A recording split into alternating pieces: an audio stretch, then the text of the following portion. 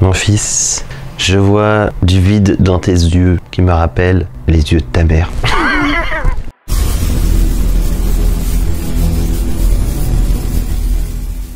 Bonjour à tous, aujourd'hui nouvelle vidéo un petit peu particulière, il y aura que du blabla, je vous le dis tout de suite, il y aura que du blabla. Je vous fais un petit update de ma vie, de ce que je pense, de ce qui va se passer, parce que en fait je vois l'avenir, donc voilà.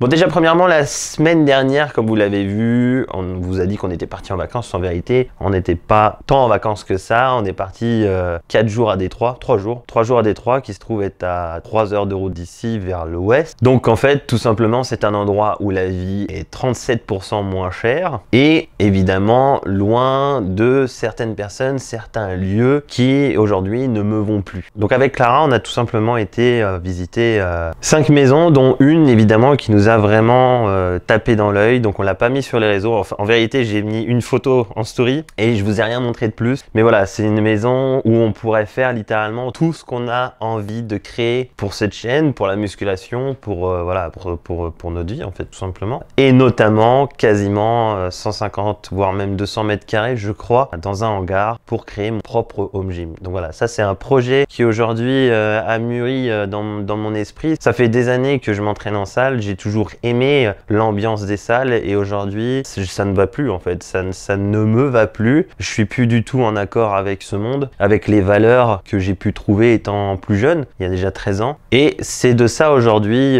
qu'on va parler parce que d'une, il faut que j'en parle, comme ça vous savez un petit peu près où je me situe. Puis pour ceux que ça intéresse aussi, qui veulent se lancer dans le bodybuilding, bon bah il y a quand même beaucoup de choses à savoir. Donc voilà, dans tous les cas, la maison, on y pense, on réfléchit. Si on déménage, dans tous les cas, ce sera pas avant février, même si pour moi ça commence à être dur d'aller au pur à chaque fois, même si je vois pas forcément les têtes que j'ai pas envie de voir. Vraiment, il y a un environnement, il y a quelque chose qui s'est cassé en moi et j'ai plus envie en fait, j'ai plus envie. Donc voilà, on va sans doute déménager et évidemment il y a tellement de choses en fait qui sont en préparation, tellement de choses que j'ai envie de vous parler, de vous montrer, que avoir mon propre chez moi. D'ailleurs c'est un peu inquiétant parce que si vraiment on arrive à avoir ce genre de maison, je ne sors plus de chez moi.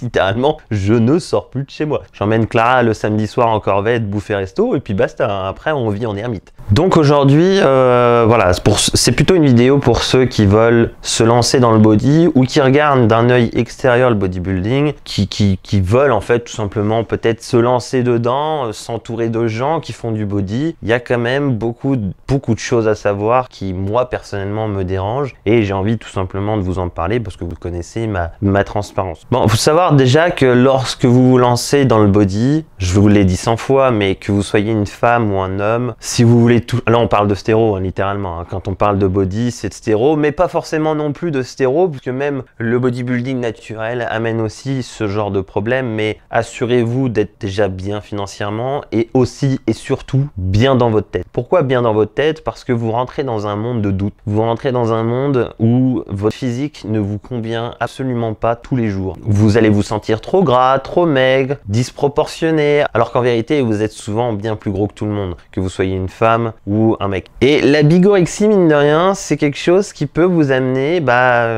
quand même pas mal de troubles psychologiques et qui vous rend en fait, pour la plupart, parfois vous prenez le melon comme pas possible parce que si vous avez une bonne génétique ou alors vous êtes tout seul dans votre salle et que c'est vous le plus gros, vous vous faites tellement saucer que vous avez même plus la vérité en face et voilà, tout simplement vous devenez littéralement soit une grosse conne, soit un gros connard. Ça, faut en être conscient. Le bodybuilding, littéralement, 80% des mecs sont des connards, faut le savoir. C'est bourré d'ego, et que ce soit les athlètes ou les coachs. Mais c'est encore pire chez les coachs qui s'entraînent pas. Bon, ça c'est encore un autre sujet, on verra ça après.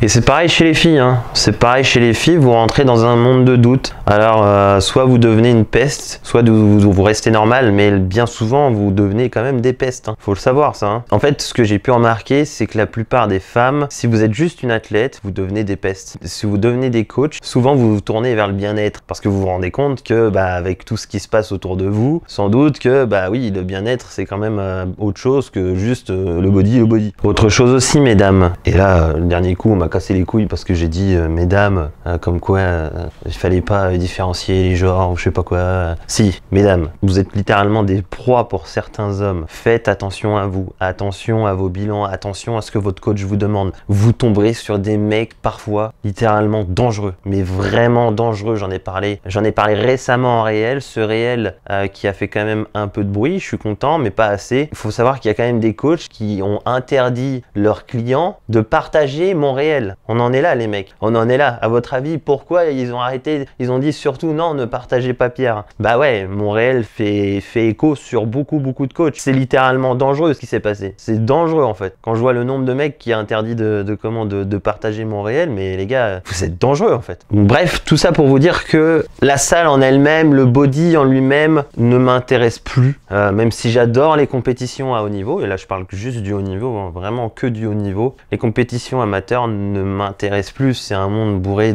d'ego. Alors évidemment, on s'entend, il y a des très belles personnes. Hein, je crache pas sur tout le monde, loin de là. Il y a de très belles personnes, bien sûr. Mais elles se font rares. Elles se font très rares. En 1 an et demi, 2 ans de YouTube où je me suis fait connaître, le nombre de personnes que j'ai pu bloquer. Et des coachs, des athlètes. Voilà, on pourrait se dire, Pierre, il s'engueule avec tout le monde. Ah oui. Ah, bien sûr, oui, je m'engueule avec tout le monde. Mais les gars, moi j'ai le cul propre. Hein. J'ai le cul propre. Et bien sûr, vous entendez jamais quelqu'un dire, oui, j'ai un screen sur Pierre. Non, j'ai le cul propre. Par contre, moi, des screens, j'en ai. Hein. Ah, sur mon PC, il y en a une chier, les gars. Il y a des dossiers sur tout le monde.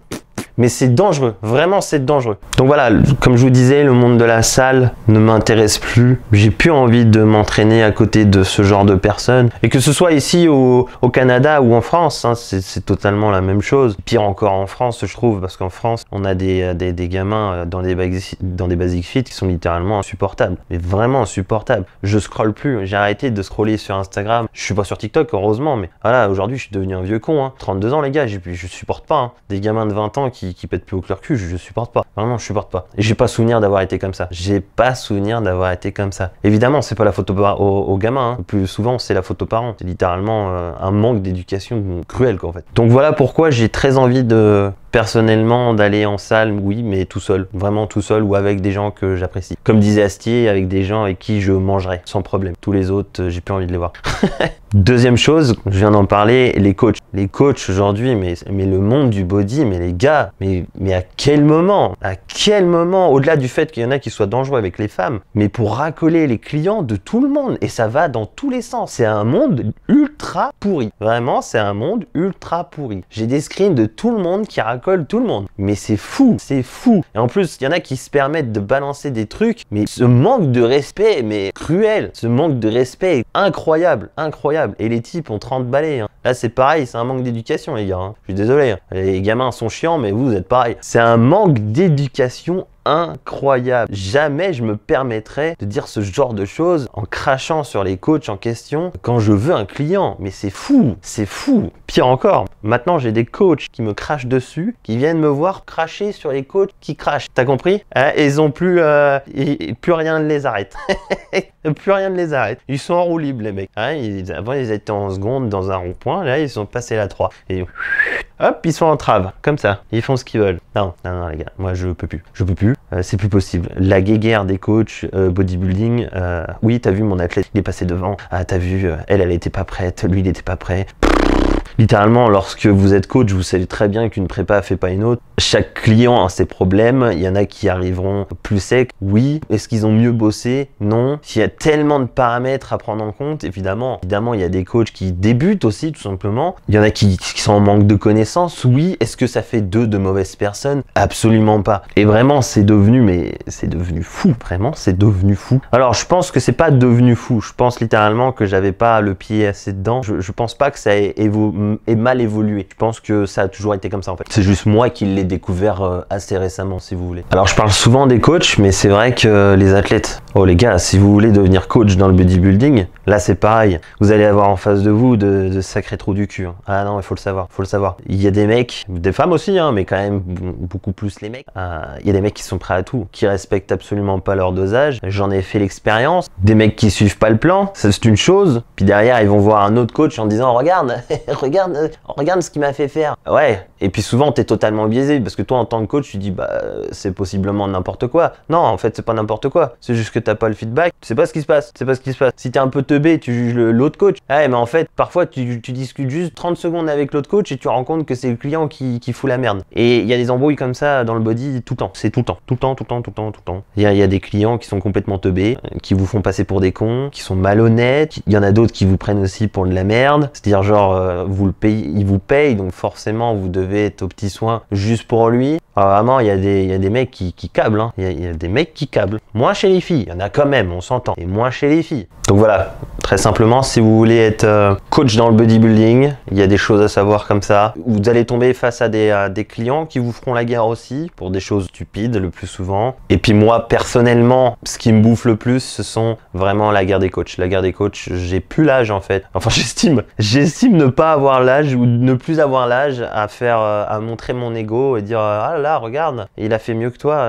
Je m'en fous. En fait, je m'en fous. Moi, ma passion première, c'est l'entraînement, le bodybuilding, oui, évidemment, mais c'est l'entraînement, c'est de vous faire progresser et que vous fassiez tous de la musculation. Évidemment, le bodybuilding, c'est comme tout ce que je fais, je le fais à l'extrême, donc bah oui, j'essaye d'aller chercher évidemment le truc qui va vous aider au maximum. Et puis à côté de ça, bah forcément, j'aime l'extrême, donc je regarde le bodybuilding, mais force est de constater que le bodybuilding amateur, parce que avant d'aller être un pro coach, les gars, il va falloir gratter, hein, il va falloir se lever tôt. Et puis surtout, je suis désolé, mais aujourd'hui, tous les coachs actuels en France, évidemment, enfin tous c'est un grand mot, hein, encore une fois, mais allez, 95% des mecs basent leur réussite sur la possibilité d'avoir un client qui va les emmener très haut. La probabilité pour que ça arrive, c'est infime. Vraiment, c'est infime. Parce qu'avoir des personnes qui vont passer pro, c'est une chose. Avoir des personnes qui vont performer à très haut niveau, c'en est une autre. Et bien souvent, même si la personne, sauf cas exceptionnel, exemple de génétique, et encore,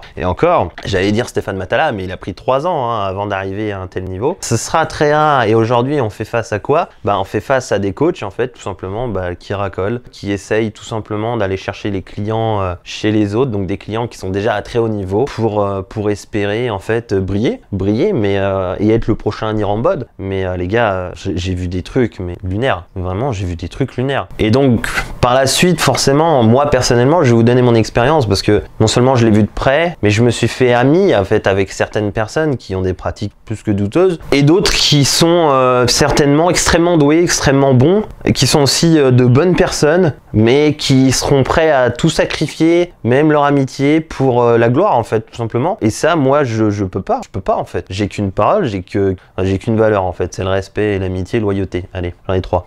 et en fait, j'ai fait face à de grosses déceptions. J'ai fait face à de grosses déceptions et je m'estime être normal. En fait, je vous en parle parce que j'estime être normal. J'estime pas être un mec complètement fêlé, complètement siphonné du boulot là.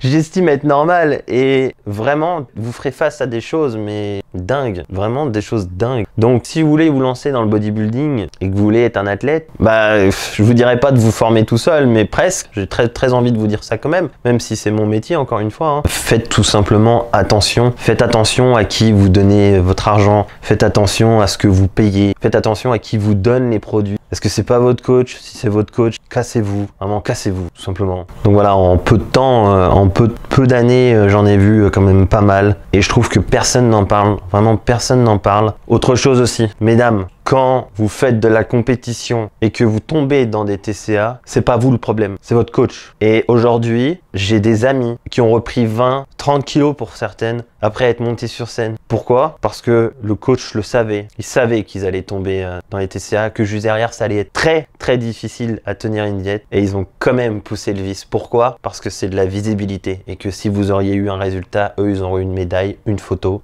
sur Instagram, de la visibilité. Et c'est tout. Vous êtes pour la plupart, que ce soyez un homme et une femme, des objets pour atteindre un objectif pour votre coach. Ça devrait être l'inverse en fait, tout simplement. C'est vous le client en fait. Donc c'est vous qui décidez. C'est vous qui devez absolument décider où vous avez envie de monter et pas monter. Et surtout quand. Alors évidemment, ils font tout ça pour gagner beaucoup d'argent.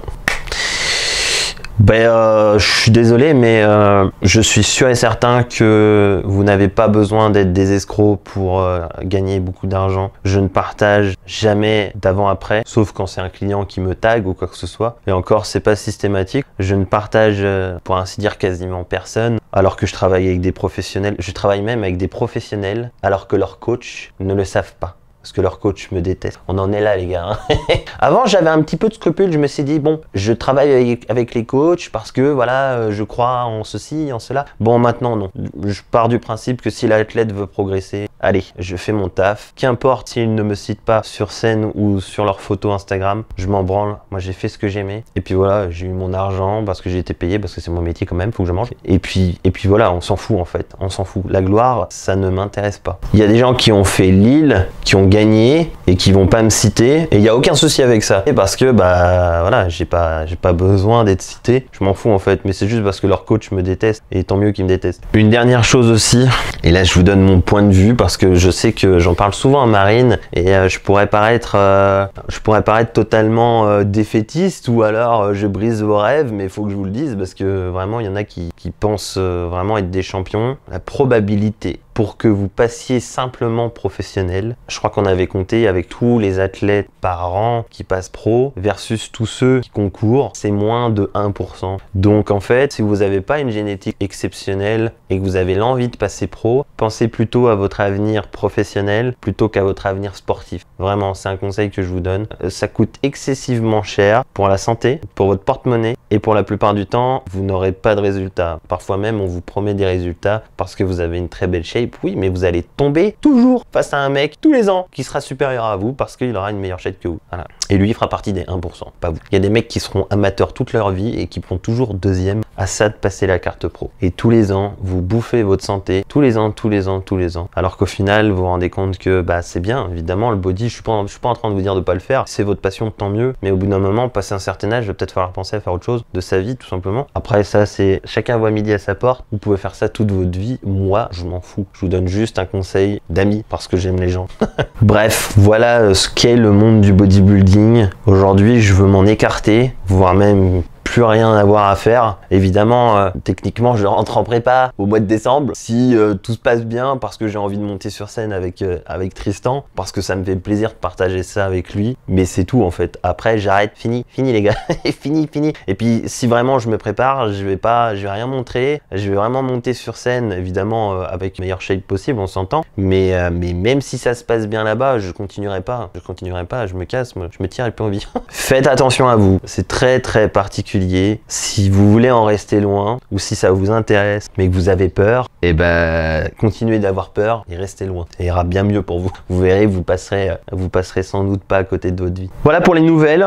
On va se concentrer pour cette nouvelle année sur autre chose. Enfin, sur autre chose, évidemment, sur ce que je faisais récemment, c'est-à-dire vous aider en fait à progresser, que vous soyez débutant, intermédiaire, avancé. Le but c'est ça. Je vais me concentrer principalement sur la formation. Je vais rééditer bientôt mon e-book, mon premier e-book. On a plus de 2500 ventes. Merci encore à vous. C'est une réussite. Alors, cet e-book là, il est un petit peu problématique parce que j'ai tellement lâché de connaissances là-dedans et trop peu cher en fait qu'aujourd'hui, lorsque je sors un projet, bah, ça vous paraît cher. C'est ça le problème. Et puis là, je vais le rééditer. Donc, évidemment que je vais amener encore d'autres choses, peut-être avec des notions, voire d'intermédiaire, peut-être même d'avancée. On verra bien. Je vais certainement changer aussi le nom parce que le nom ne me convient pas, qui fera certainement plus de 100 pages. Par la suite, avec Anthony Vest, on a le projet de faire un livre. J'espère vraiment aboutir à ça. J'ai très envie d'écrire un livre. J'ai envie de vous écrire un bouquin de 300 pages sur l'entraînement. Parce que ça me fait kiffer en fait, tout simplement. J'adore ça. De vous expliquer tout ce que je sais, tout ce que j'ai pu acquérir depuis toutes ces années. Et puis déménager loin, voir encore autre chose, faire ma propre salle avec mes propres machines. Peut-être faire mon propre podcast avec mes machines dans le dos. Peut-être même avec ma voiture dans mes machines à la Sebum. Ah, il y a beaucoup de choses de possibles, je vous avoue. Et puis m'éloigner vraiment de ce monde du bodybuilding. Évidemment, je vous remercie tous. Hein, comme d'habitude, je reçois une chier de messages. Parfois, c'est même n'importe quoi. Parce que j'ai un tout petit compte, mais ma boîte de messages est pleine. Donc voilà, merci à tous, comme d'hab. Oui, Aujourd'hui, dimanche, dernier jour, moins 15% sur toute la boutique. Donc si vous voulez vous procurer mon dernier ebook encore maintenant, là, à moins 15%, c'est maintenant. Sur la formation aussi, moins 15%. Sur tous mes ebooks, en fait, sur tout ce que j'ai créé, c'est à moins 15%. Avec le code rentrée 15. On a fait original. Oui, le code est aussi valable. Alors quand je vous dis oui, le code, c'est en fait, c'est Clara qui me dit, t'as oublié de dire ça. Donc oui, effectivement, le code est valable sur les paiements en plusieurs fois. Donc ça aussi, c'est bien. J'aime quand c'est bien. Si, c'est ça que j'ai oublié de vous dire. Dans l'une des dernières vidéos de Nassim, il y a mon cher Amaury, coach Amo, sur Insta, qui littéralement est une crème, ne dit rien, fait son truc dans son coin, fait ses petits réels, etc., qui s'est fait, à mon sens, outrageusement attaqué par mon cher Nassim, qui a littéralement dit la même chose que lui. Voilà, pour moi, c'est un petit peu malhonnête ce qu'il a fait. Bref, on en a parlé avec Nassim. Nassim qui m'a pris un petit peu de haut, malheureusement. Bon, je n'en veux pas, je pense qu'il est habitué à recevoir des critiques pas forcément très honnête en plus de ça. Mais évidemment, il a amené une étude pour soutenir les propos qu'il disait. Bon, je lui ai dit en fait tout simplement, voilà, comme vous savez que j'aime être transparent, je lui ai dit qu'il avait une responsabilité et que ce serait bien qu'il lise ses propres études. Alors il m'a dit que forcément tout était lu méticuleusement, etc., etc.